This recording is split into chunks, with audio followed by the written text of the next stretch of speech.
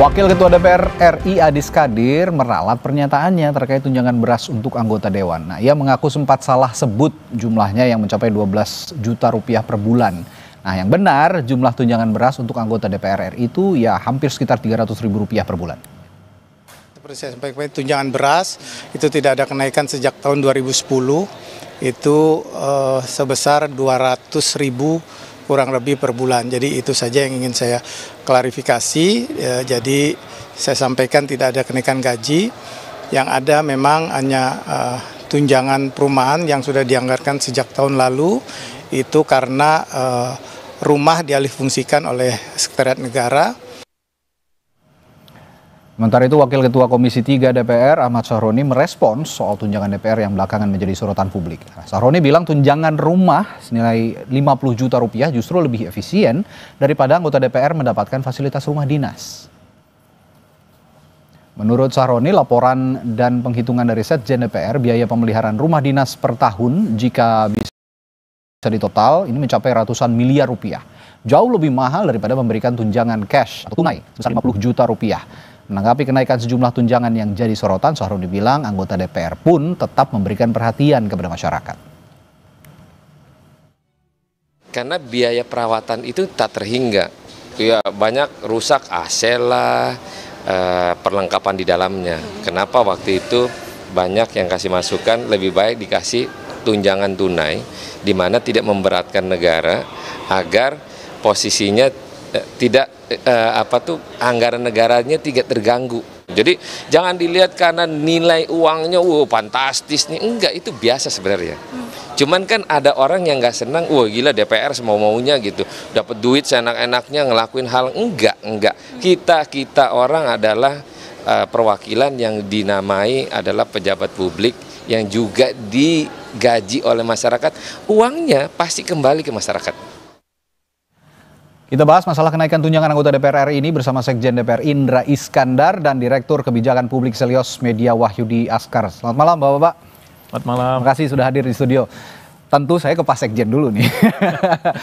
Pak Sekjen, yang jadi dasar sebenarnya, ini jadi pertanyaan publik sekarang gitu ya, yang jadi dasar untuk menaikkan tunjangan anggota Dewan gitu ya, alih-alih menghemat, karena kan misinya pemerintahan Prabowo kan efisiensi. Tapi ya ini jadi pertanyaan publik, efisiensi dinaikkan tunjangan nih para anggota DPR, apa sih alasan yang paling mendasarnya gitu loh? Ya, mungkin yang pertama saya sampaikan bahwa ini kajian ini bukan diputuskan di pemerintahan Pak Prabowo ya. Prabowo. Ini diputuskan dulu keluar peraturan ini dari Menteri Keuangan itu tanggal 19 Agustus 2024. Jadi kajian ini sebenarnya dari 2 tahun lalu ya, melihat berbagai kondisi rumah di Kalibata khususnya itu yang khususnya yang bocor gitu ya. Kemudian hampir setiap hujan itu pasti air naik walaupun setinggi lutut lah. Gitu. Oh, ini buat kita bicara tunjangan tempat tinggal ya berarti ya? Ya, tunjangan tempat tinggal gitu ya tadi ya. Tunjangan tempat tinggal dulu ya. Karena tadi menyebut istilah ada kenaikan tunjangan cuma itu, karena yang lain nggak ada yang signifikan, nggak ada yang naik dan nggak ada yang kenaikan. Hanya semua basisnya tetap pada PP nomor 75 tahun 2000. Semua basis penghasilan Dewan tetap berdasarkan itu ya. Jadi kecuali ada dana-dana kegiatan yang itu memang didasari pada peraturan Menteri Keuangan. Tapi selebihnya itu semua masih 26 tahun lalu ditentukan besaran-besarannya. Jadi kalau berkaitan duit yang tadi 50 juta itu diputuskan memang sudah pada periode lalu. Periode lalu diputuskan.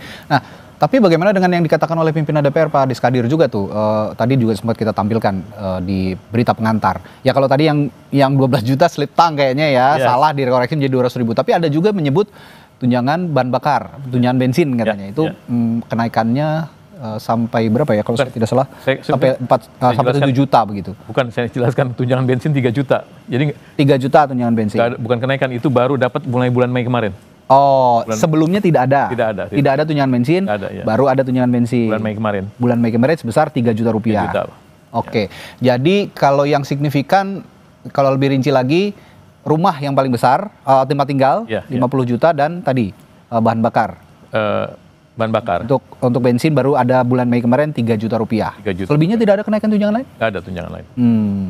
Oke, saya ke Bung Media dulu. Ya kalau kemarin dikatakan oleh Pak Adis ya tentu semua kaget gitu kan, 12 juta untuk beras bisa satu RT, bisa satu kecamatan kayaknya kalau ngomong 12 juta, ternyata hanya 200 ribu rupiah. Dan tadi juga sudah diklarifikasi untuk tunjangan bahan bakar hanya 3 juta, namun yang besar ini 50 juta. Yang jadi sorotan tetap nih tempat tinggal. Gimana Mas Media lihat nih? Iya, soal tunjang menunjang ini ya Mas. Tunjang menunjang Jadi, nih. ada dua mazhab. Politisi itu digajinya seperti apa? Mazhab pertama itu mazhab konstitusional. Ya. Kayak di US, kenaikan itu hanya bisa terjadi setelah term anggota legislatif kalau di kita ya. Kalau di Australia itu ada komisi independen. Ya. Di Indonesia ini aneh. Gaji ditentukan oleh undang-undang, Oke. tapi tunjangan-tunjangan ini ditentukan oleh menteri. Oke. Nah, disinilah potensi abuse-nya. Ada potensi penyuapan secara legal yang mungkin saja terjadi antara eksekutif terhadap legislatif. Ya tadi akhirnya tunjangan terus diberikan setiap tahun. Jadi tunjangan-tunjangan ini nanti mohon dikoreksi ya Pak ya. Ada puluhan tunjangan-tunjangan, anak, istri, beras, bensin ya, tunjangan komunikasi. Ada lagi. Dan menurut saya ini irasional dalam kondisi ekonomi kita hari ini. Masyarakat dipaksa bayar pajak lebih banyak, belum dibone dan yang lain-lain. Jadi ini melukai perasaan publik. Dan atas dasar ini saya kira pemerintah termasuk juga DPR harus melihat ini sebagai kritik yang konstruktif. Begitu. Ya, nah kalau begitu tadi kan Mas Medi juga mengatakan ini melukai perasaan publik. Iya, saya paham betul karena kita tahulah Pak Indra ya. Di daerah-daerah banyak sekali protes kenaikan pajak, di Pati, di Jombang, lalu di Cirebon, ini banyak sekali di Bone juga terjadi kemarin itu. Nah, apa yang bisa dilakukan oleh Sekjen dengan komunikasinya juga dengan pemerintah? Apakah akan mereview lagi tunjangan-tunjangan ini mengingat kalau kata Pak Indra ini kan ditetapkan di periode lalu ya sudah, kalau sekarang sudah terlanjur ditetapkan ya apa ada review untuk ya mengefisienkan diri lah anggaran-anggaran yang dikeluarkan oleh DPR, apa ada langkah yang bisa atau ada anggaran-anggaran yang bisa dipangkas gitu. Saya tapi tanyakan itu setelah jeda ya Pak. Saya mau iklan dulu nih. Setelah jeda kami akan tanyakan ke Pak Indra. Tetaplah bersama kami di Sapa Indonesia Malam.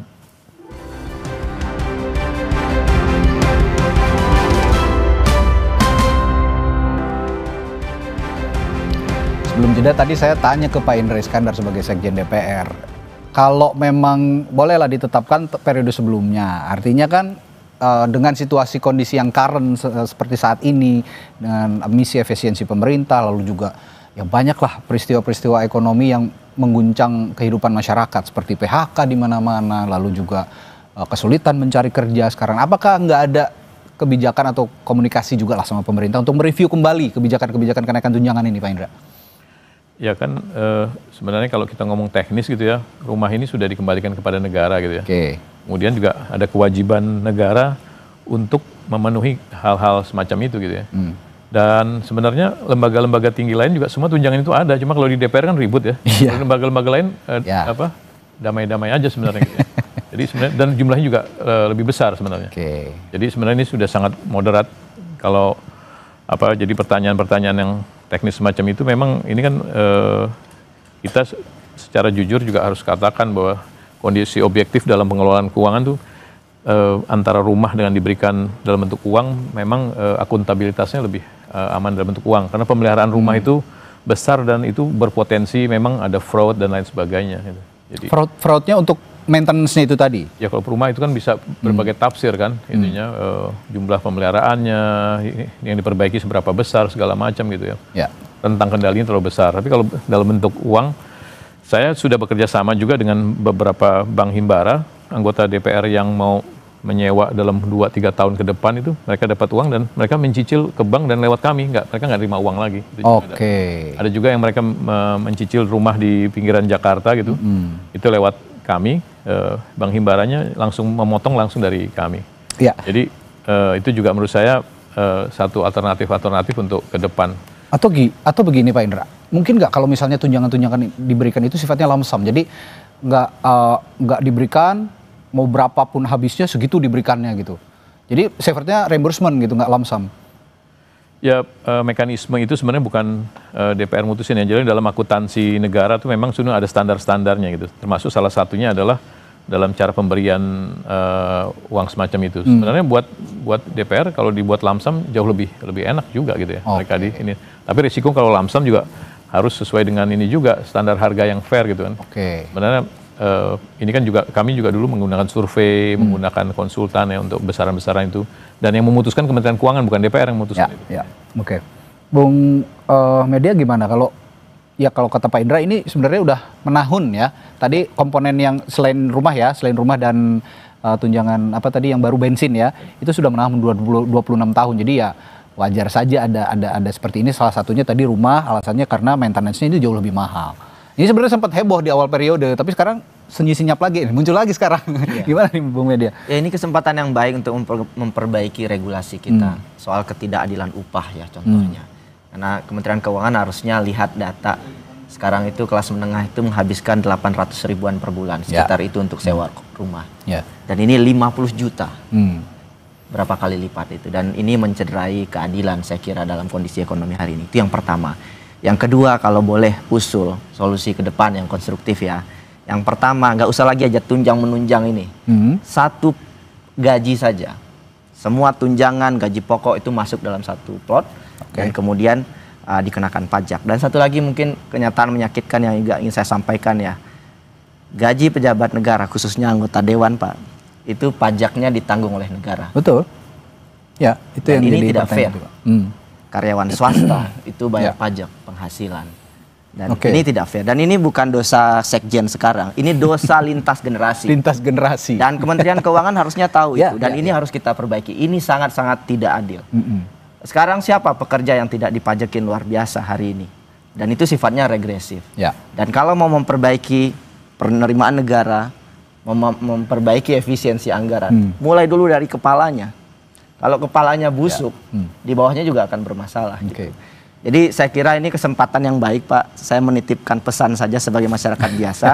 Bapak bergaul dengan anggota dewan, sampaikan ini dan kita nggak pernah tahu. Siapa tahu anggota dewan sekarang berubah pikiran. Saya nggak mau terima tunjangan itu karena hitung-hitungannya Pak, yang 50 juta ini kalau 5 tahun total 1,8 triliun. Ya, dengan sekian banyak anggota dewan ya? Iya, 50 juta ya. Dan kalau DPR mau berkontribusi pada negara, bisa bayarin nombokin kereta WUS yang rugi 1,6 T satu semester tahun ini. Dan itu udah berkontribusi sangat baik untuk negara. Dan kita juga tahu Pak, penghasilan anggota dewan itu kan tidak hanya dari gaji pokok dan ya mereka juga tahu ya. Ada salah satunya pebisnis ya kan. Itu juga mereka masih banyak penghasilan lain gitu. Nah, itu ada ketimpangan upah yang luar biasa di masyarakat hari ini dan saya kira kita mengadu ke dewan dan dewanlah yang merubah ini. Jadi kalau ingin menciptakan keadilan mulai dari dapur kita sendiri, dapur anggota dewan dulu. Dapur anggota dewan, dapurnya ada di Pak Sekjen nih. Nah, tapi saya paham Pak Sekjen mungkin nggak akan bisa merubah regulasi ini. Kementerian Keuangan yang harus dikritik. Tidak boleh kemudian ada tunjangan yang kemudian diberikan tanpa kemudian ada argumentasi yang jelas. Saya sepakat dengan survei Pak, tapi survei mana yang digunakan untuk besaran 50 juta ini, angkanya dari mana digunakan oleh Kementerian Keuangan? Itu harus dijawab oleh Kementerian Keuangan. Kita juga akan coba hadirkan nanti lain waktu ya Kementerian Keuangan untuk juga bisa mempertanggungjawabkan apa dasarnya untuk memberikan tunjangan anggota dewan di tengah misi efisiensi pemerintahan Presiden Prabowo. Tapi gini, yang jadi juga saya melihat ada sedikit melukai hati publik ketika Wakil Ketua DPR Adis Kadir juga mengatakan bahwa ya mungkin Menteri Keuangan kasihan sama anggota DPR katanya gitu. Ini kalau ngomong-ngomong kasihan, lebih kasihannya kena PHK gitu loh.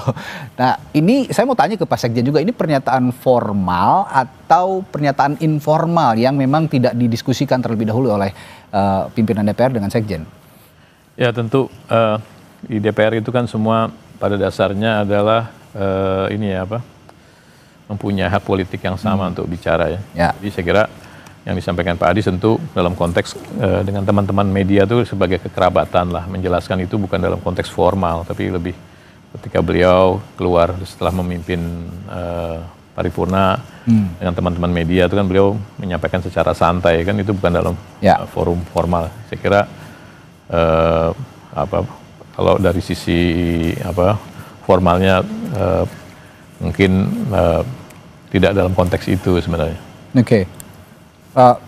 Tapi melalui forum ini saya juga ingin bertanya gitu Pak Indra, kalau nanti misalnya akan ada gejolak begitu, ya sepertinya tidak harus menunggu gejolak ya, karena sekarang juga kita sudah tahu kondisi perekonomian masyarakat bagaimana begitu.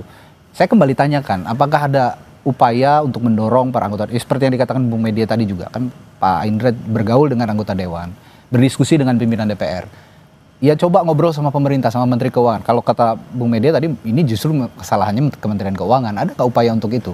Untuk berdiskusi juga, untuk mendorong untuk diskusi dengan Kementerian Keuangan. Kalau dari sisi kami di Sekretariat Jenderal, secara reguler setiap bulan kami mengevaluasi juga dan dengan Badan Urusan Rumah Tangga gitu ya. Jadi hal-hal yang harus dilakukan, bagaimana Dewan bisa melakukan tugas fungsi, pengawasan, kemudian legislasinya, dan juga fungsi anggaran itu dilaksanakan dengan baik. Jadi sebenarnya kalau melakukan evaluasi kan, evaluasi bukan berarti kemudian kita ingin terlihat anggota Dewan itu jadi kayak pahlawan, kemudian nggak nerima gaji, nggak gitu, nggak juga kan? Karena dalam konstitusi dimanapun negara semua ditempatkan pada porsi yang semestinya gitu ya. Jadi kita juga harus berbicara dalam konteks menempatkan porsi yang semestinya gitu ya. Kalau misalnya bahwa anggota Dewan sudah meninggalkan rumah, ya memang harus pengganti ya gitu. Saya kira itu yang harus Oke, kalau itu yang dipertahankan Pak Indra, memang ya menurut Pak Indra tadi ya sudah layak lah ya anggota DPR itu mendapatkan gaji seperti di negara-negara lain juga mendapatkan gaji dengan yang nominal yang sudah ditentukan. Tapi bagaimana mengkomunikasikan juga kepada publik supaya ini juga tidak menjadi gejolak gitu. Karena ketimpangannya kan terlalu jauh lah ya, anggota Dewan dengan masyarakat biasa misalnya. Ini kan ya namanya juga kehidupan bermasyarakat, ada disparitas si kaya dan si miskin gitu kan. Itu wajar. Untuk mengkomunikasikan ini supaya juga publik bisa paham gitu bahwa ini anggota Dewan ini layak dengan misalnya menunjukkan kinerja yang lebih baik dari anggota Dewan. Ya saya kira untuk kinerja itu untuk periode sekarang ini sudah sangat cukup baik ya, sampai dengan hari ini ukuran-ukurannya bukan hanya ukuran yang terlihat kuantitatif ya, seperti misalnya 14 RUU undang-undang yang sudah dihasilkan dan beberapa kerjasama dengan negara-negara lain yang sudah diketok gitu ya. Tapi juga misalnya bagaimana misalnya Komisi 8 memperjuangkan ongkos naik haji yang sebesar tertentu kemudian diturunkan gitu ya. Kemudian anggota Dewan memastikan misalnya di seluruh Indonesia jaringan wifi untuk pelajar ada gitu. Hal-hal yang semacam itu sebenarnya kinerjanya banyak, tapi memang ada satu kelemahan, berbagai kinerja itu tidak tersampaikan ke publik secara baik. Itu masalah komunikasi kan berarti? Ya saya kira tidak tersampaikan ke publik secara baik, sehingga orang melihat DPR by nature kemudian kalau ada sesuatu selalu kemudian dijadikan satu poin untuk dilakukan gugatan-gugatan gitu misalnya. Diskusi kita terakhir ditutup Bung Media, apa yang mau disampaikan dengan kondisi seperti yang sudah dipaparkan Pak Indra tadi? Iya Pak, saya 3 tahun jadi staf ahli di Senayan Pak, jadi tahu bagaimana tunjangan itu, berapa besaran gajinya, termasuk juga apa yang menghambat kinerja anggota Dewan. Itu satu hal. Tapi menurut saya dengan kondisi ekonomi kita hari ini, kita harus arif begitu ya. Nggak ada ASN yang dapat, mungkin nggak banyak ASN yang dapat tunjangan beras ya. Tunjangan bensin. Apalagi beras sekarang harganya mahal gila-gilaan. Beras harganya mahal. Ini sangat melukai publik begitu. Jadi saya sepakat ada persoalan sistemik dari regulasi kita, itu harus diberubah. Gaji itu cukup satu aja, nggak usah ada tunjangan-tunjangan lagi terus kemudian nambah setiap tahun lewat Menteri Keuangan. Ada potensi abuse di situ gitu ya, konflik kepentingan. Dan saya kira pesan dari masyarakat kan sederhana. Jangan mengais di atas penderitaan masyarakat itu. Mudah-mudahan didengar oleh mudah-mudahan didengar dan memberikan DPR bisa memformulasikan kebijakan yang paling moderat ya di tengah kondisi perekonomian masyarakat yang masih ada jalan. Saya berharap anggota DPR mengambil opsi populis. Tidak menaikkan gaji di tengah kondisi hari ini. It's gonna be something else, Pak. Terima kasih Bung Media, Pak Indra sudah hadir di Sapa Indonesia Malam. Kita sangat hargai keterangan yang disampaikan oleh Sekjen DPR Pak Indra dan juga Bung Media saat ini. Dan solusinya adalah yaitu tadi kita bisa mereview kembali dengan arif gitu dan pola komunikasi yang baik juga kepada masyarakat agar masyarakat tidak tercederai dengan isu-isu seperti ini. Terima kasih Pak Indra dan Bung Media. Saudara, setelah jeda kami masih punya informasi